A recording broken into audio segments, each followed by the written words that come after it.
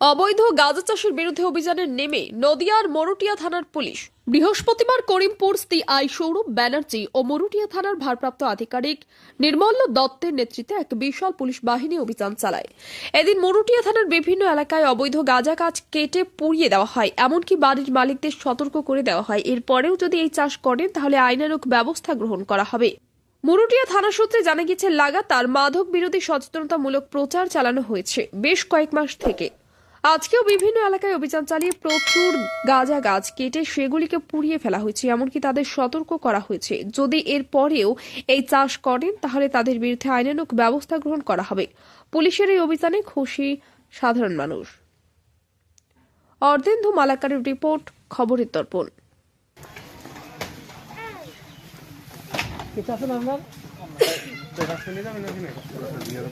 জায়গা থেকে আগে দেখতে হবে। এই ভেতরে গিয়ে দেখো তো আছে কিনা।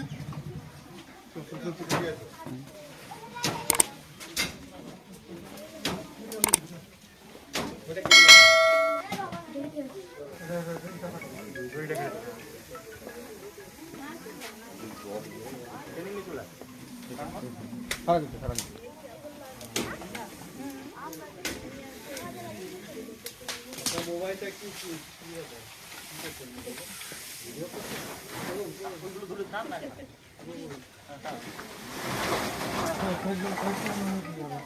যে একবার চাইছে আর আসতে না নাকি?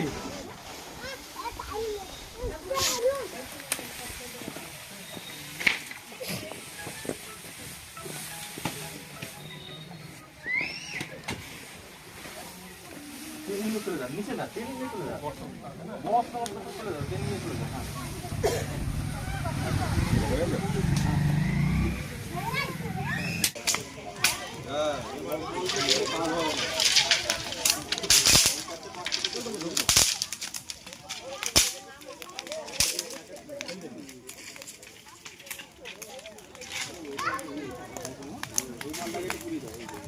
এই জায়গা